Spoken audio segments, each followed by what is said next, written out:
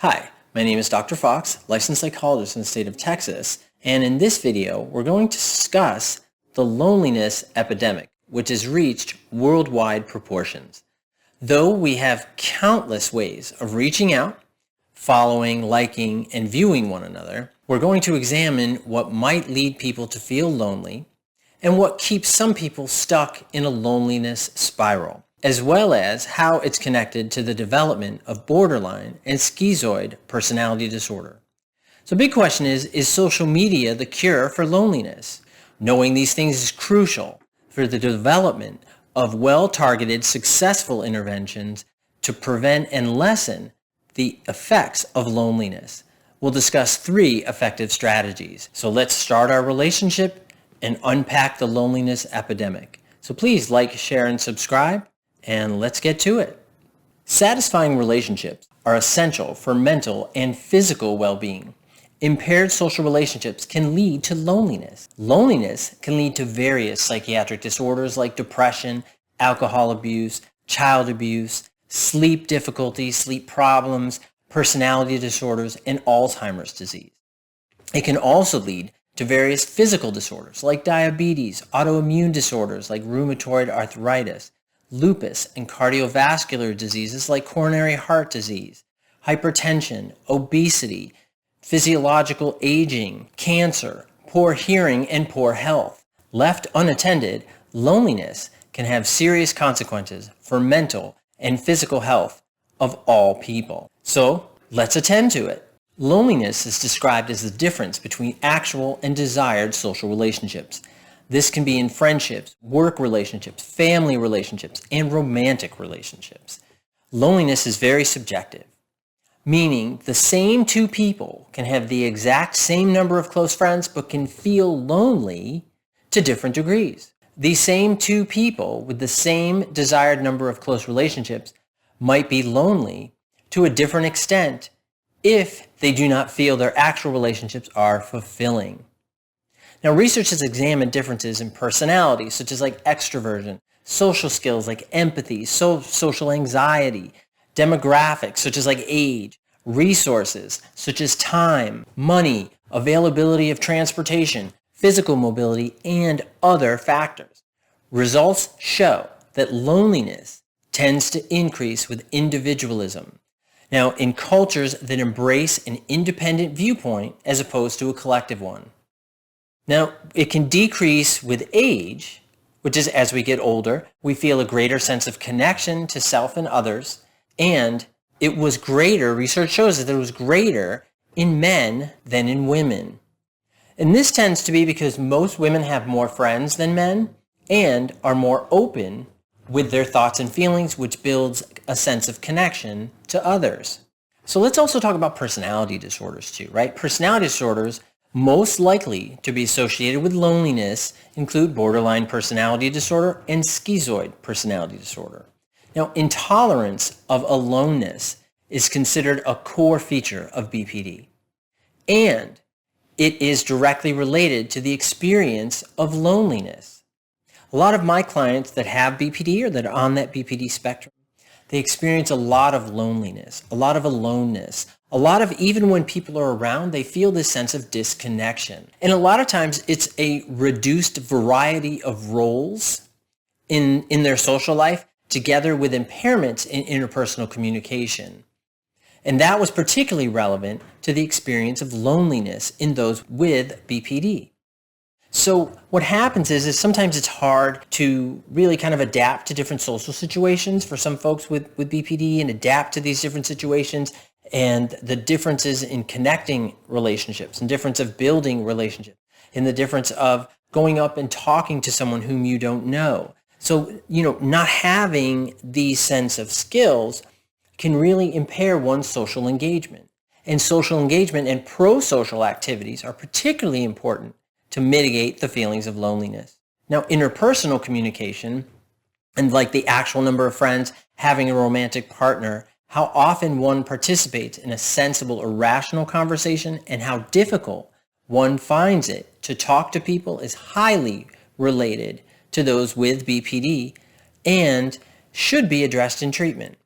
If you were in treatment for BPD or depression or even PTSD or any type of issue and disorder because loneliness has just reached this epidemic proportions, the concept of loneliness, the issue of loneliness needs to be addressed. It needs to be discussed in treatment.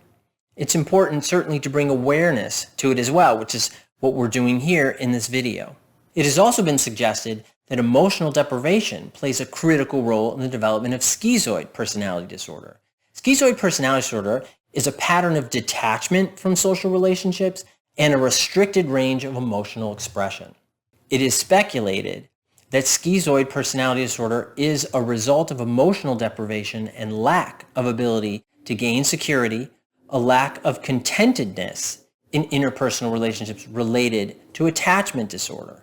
So it's that difficulty in connecting, right, with someone else. And you see this throughout the developmental cycle as these individuals, they're very early, they may have what are called some prodromal symptoms, some early signs, symptoms of schizoid, that sense of detachment. And as they grow up, as they get older, you see that their attachment tends to be not necessarily insecure, but it tends to be irregular with others. And so they don't really have that sense of social engagement, that social connectedness. And what happens is that schizoid personality disorder, those traits, can further contribute to the development of schizoid, certainly personality disorder, making it more extreme, more severe. And it is also sort of the maladaptive schema and attached cognitive behavior associated with that emotional deprivation. And what this is saying is that it's how we see that connectedness. Sometimes it's how we see that connectedness. And sometimes we can see it through a lens of loneliness, a lens of lack of social engagement, a lens of lack of connectedness with others, which feeds this sense of loneliness. It's this sense of being alone in a crowded room. So you can be at like a busy restaurant, right? Remember those pre-COVID, right? But you're in a busy restaurant or a bar or something like that, or hanging out with friends, or even in a class, something like that. But you still feel alone. You feel as if you're the only one in the world. That's a component of loneliness. That's part of what we're talking about. Now, one of the supposed arguments against loneliness is social media. Everybody says, well, everybody is much more connected nowadays than ever before. Well, really, what we should be asking, is social media the answer to loneliness? Now, social media use continues to grow and is especially prevalent among young adults. So we're talking like, mid, early 20s and younger. So it is surprising then that in spite of this enhanced interactivity, young adults may be lonelier than other age groups, and the current generation may be the loneliest ever. Interestingly, loneliness may decrease while happiness and satisfaction with life may increase as a function of image-based social media, such as like TikTok and Instagram. So can we mitigate some of that loneliness?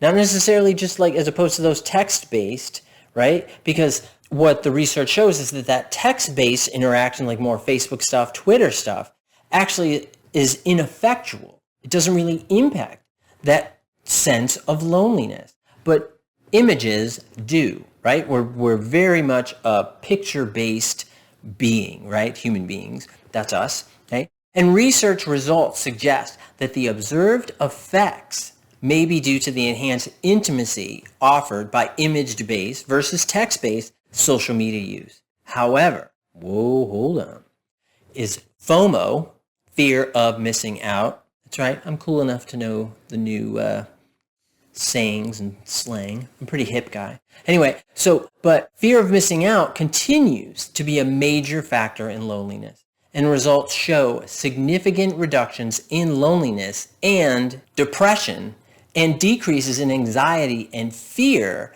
of missing out and increased self-monitoring when social media use was managed and lessened to approximately 30 minutes a day. So just having this data and talking about these things, the big question becomes, okay, how can you combat loneliness? What are those three things I talked about? Well, first, there are cognitive behavioral strategies that you can use.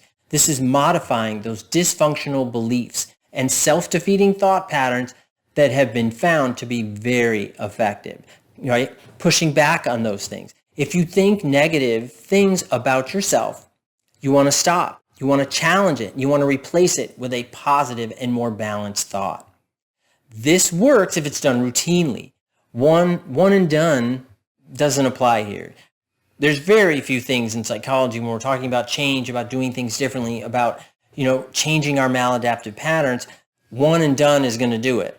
One and done typically doesn't do it. Again, it's like roller skating. The more you do it, the better you get at it. You want to catch those negative thoughts, challenge those negative thoughts, and replace them with positive thoughts about yourself. Now, the other is social skills training. Now, this focuses on initiating, maintaining, and ending relationships.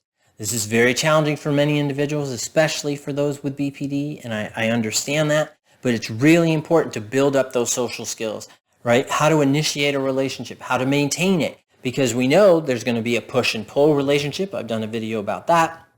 There's all different kinds of relationships. There's struggling relationships.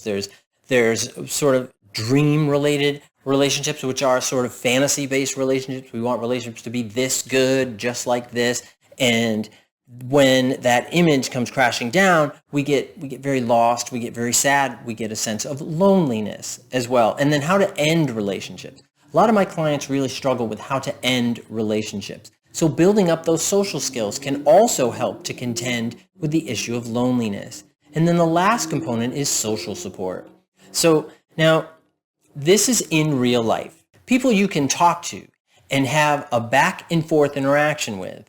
That's what we want. These are folks you can be open and honest with. Many people with BPD feel they don't have this, but this is where a mental health provider can really help out, can be a really good resource to help you build this skill, to have a sense of support that's ongoing where you can express yourself, your thoughts, your feelings, your fears, things like that, and you can help to feel that sense of social support, because when loneliness wraps around you, it can sometimes feel very weighted, as though you're trying to tread water, but that cinder block of loneliness is hanging beneath the surface. So I hope that these things are helpful for you. Please like, share, and subscribe, and thank you very much. Leave comments about how you've contended with loneliness, and if you've beaten it, how you've done that, and what you were able to do. I think that's really helpful to a lot of folks. So please like, share, and subscribe again. And check me out, Instagram, TikTok, to see those image-based. There you go. I'll see you around. Thank you. Bye-bye.